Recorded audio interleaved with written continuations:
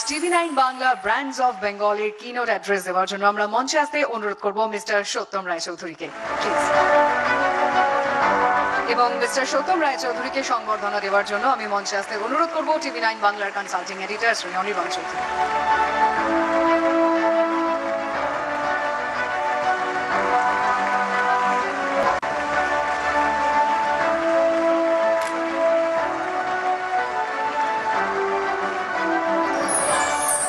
এবং তার যারা ম্যানেজমেন্টে আছেন প্রত্যেককে জানাই আমার শুভেচ্ছা।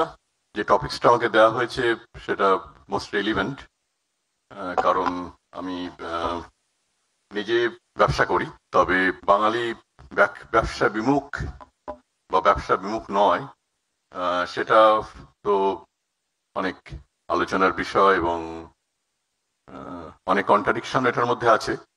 কিছুটা তো বিমুখ বটেই, আমরা ব্যবসা করতে কম পছন্দ করি আমরা। তার মধ্যে থেকেও অনেক বাঙালি উদ্যোগপতি এসেছেন, আসছেন, আমার সামনেও অনেক বিশিষ্ট উদ্যোগপতি বসে রয়েছেন।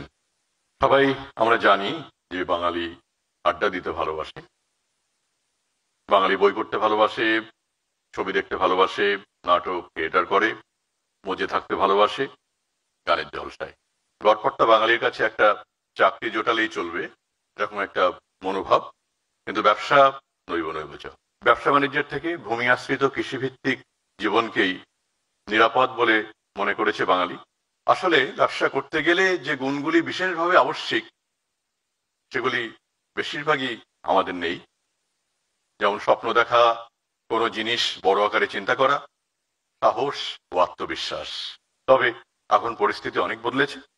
আমরা ইয়াং জেনারেশনকে দেখতে পাচ্ছি যে তারা চাকরি থেকে কিছুটা ব্যবসার দিকে ঝুঁকেছে এবং অনেক স্টার্ট আপ অনেক আমাদের ইয়াং ছেলে মেয়েরা করছে। এবং আমার বিভিন্ন ক্ষেত্রে কলেজগুলোতে আমি দেখতে পাচ্ছি after completion of the program তারা কিন্তু স্টার্ট আপস করছে এবং ভালো করছে। আর তাছাড়া যে পুরনো ব্যবসাগুলো ছিল সেখান থেকে নতুন জেনারেশন এসে সেগুলো কিন্তু তারা নতুন করে ভাবতে শুরু করেছে। শেষ করব রবীন্দ্রনাথের গানের কয়েকটা লাইন দিয়ে। যাবই আমি যাবই ওগো বাণিজ্যেতে যাবই, কোন বাণিজ্যে নিবাস তোমার কহ আমায় ধনী, তাহা হলে সেই বাণিজ্যের করব মহাজনী।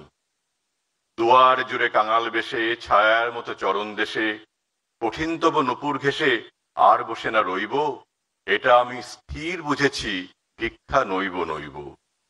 যাবই আমি যাবই ওগো বাণিজ্যতে যাবই, তোমায় যদি না পাই তবু আর কারে তো পাবই।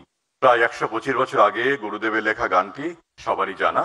উল্লেখ করলাম একটাই কারণে, গানটি যদি কাউকে ব্যবসা বাণিজ্যে সামান্যতম প্রাণিত করে, লক্ষ্মী এবং সরস্বতী দুই বোন, ওদের মধ্যে কখনোই কোনো বিরোধ থাকতে পারে না, এটা আমরা সবাই জানি।